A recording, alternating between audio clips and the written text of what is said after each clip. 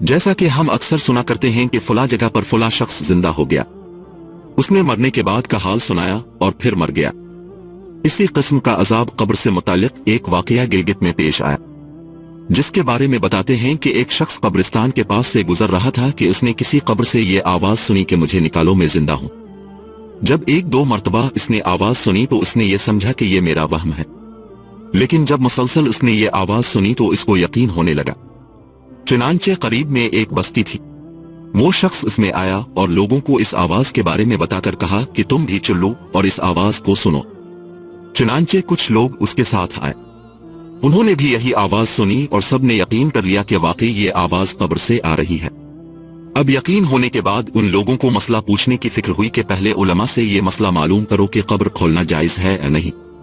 चुनांचे वो लोग मोहल्ले की मस्जिद के इमाम साहिब के पास गए और उनसे कहा कि इस तरह कब्र से आवाज आ रही है और मैयत ये कह रही है कि मुझे कब्र से बाहर निकालो, मैं जिंदा हूं। इस पर इमाम साहिब ने फरमाया, अगर तुम्हें इसके जिंदा होने का यकीन हो गया है तो कब्र को खोल लो और उसको बाहर निकाल लो। चुनांचे ये लोग हिम्मत करके कब्रिस्तान गए और जाकर कब्र खोली।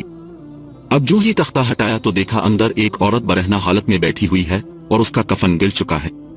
फिर लोगों ने कि वो औरत कह रही है, जल्दी से मेरे घर से मेरे कपड़े लाओ, मैं कपड़े पहनकर बाहर निकलूंगी। चुनांचे ये लोग फौरन दौड़कर उसके घर गए और जाकर उसके घर वालों को ये वाकया बताया।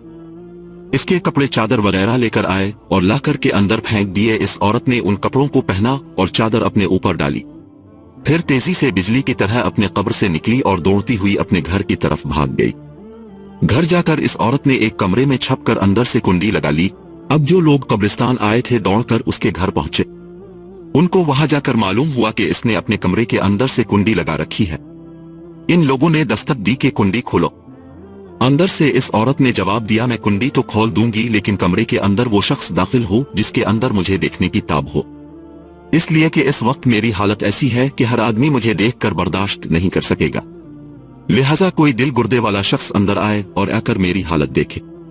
अब सब लोग अंदर जाने से डर रहे थे मगर दो चार आदमी जो मजबूत दिल वाले थे, उन्होंने कहा कि तुम कुंडी खोलो, हम अंदर आएंगे। उसने कुंडी खोल दी और कुछ लोग अंदर चले गए। लोगों ने अंदर जाकर देखा वो औरत अपने आप को चादर में छुपाए बैठी हुई थी। जब ये लोग अंदर पहुंचे तो इस औरत ने सबसे पहले अपना सर खोला। इन लोगों ने देखा कि इसके सर पर एक भी बाल नहीं, वो बिल्कुल खाली खोपड़ी है, ना इस पर बाल है ना खाल है, सिर्फ खाली हड्डी है। लोगों ने इससे पूछा, तेरे बाल कहां गए? इस औरत ने जवाब दिया कि जब मैं जिंदा थी तो नंगे सर घर से बाहर निकला करती थी, फिर मरने के बाद जब मैं कब्र में लाई गई तो फरिश्तों ने मेरा एक एक बाल नोचा और उस नोचने के नतीजे में बाल के साथ खाल भी निकल गई। अब मेरे सर पर ना बाल है ना खाल है। इसके बाद इस औरत ने अपना मुंह से कपड़ा हटाया। जब लोगों ने इसका मुंह देखा तो इतना खौफनाक हो चुका था कि सिवाय दांतों के कुछ नजर नहीं आया, ना ऊपर का होंठ मौजूद था ना नीचे का होंठ मौजूद था, बल्कि 32 के 32 दांत सामने जुड़े हुए नजर आ रहे थे। सोचिए अगर किसी इंसान के सिर्फ दांत ही दांत नजर आए तो कितना डर और खौफ मालूम होता है। अब इन लोगों ने इस औरत से पूछा, तेरे होंठ कहां गए? इस औरत ने जवाब दिया, मैं अपने होंठों पर लिपस्टिक लगाकर नामहरम मर्दों के सामने जाया करती थी, इसकी सजा में मेरे होंठ काट लिए गए, इसलिए अब मेरे चेहरे पर होंठ नहीं है। फिर इस औरत ने अपने हाथ और पैरों की उंगलियां खोली। लोगों ने देखा कि इसके हाथ और पैरों की उंगलियों में एक भी नाखून नहीं था, तमाम उंगलियों के नाखून गायब थे।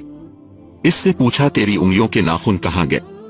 इस औरत ने जवाब दिया, नाखून पॉलिश लगाने की वजह से मेरा एक एक नाखून खींच लिया गया, क्योंकि मैं ये सारे काम करके घर से बाहर निकला करती थी, इसलिए जैसे ही मैं मरने के बाद कब्र में पहुंची तो मेरे साथ ये मामला किया गया और मुझे ये सजा मिली कि मेरे सर के बाल भी नोच दिए गए, मेरे होंठ भी काट दिए गए और नाखून भी खींच लिए गए। इतनी बातें करने के बाद वो बेहोश हो गई और मुर्दा बेजान हो गई जैसे लाश होती है। चुनांचे इन लोगों ने दोबारा इसको कब्रिस्तान में पहुंचा दिया। मोहतरम ख्वातीन हजरात, अल्लाह ताला को ये इबरत दिखानी मकसूद थी कि देखो इस औरत का क्या अंजाम हुआ और उसको कितना हौलनाक अजाब दिया गया। बेपर्दा ख्वातीन इस वाक़ये से इबरत ले और उन गुनाहों से तौबा करे जिसकी सजा बरोज़ क़ियामत बहुत सख्त है।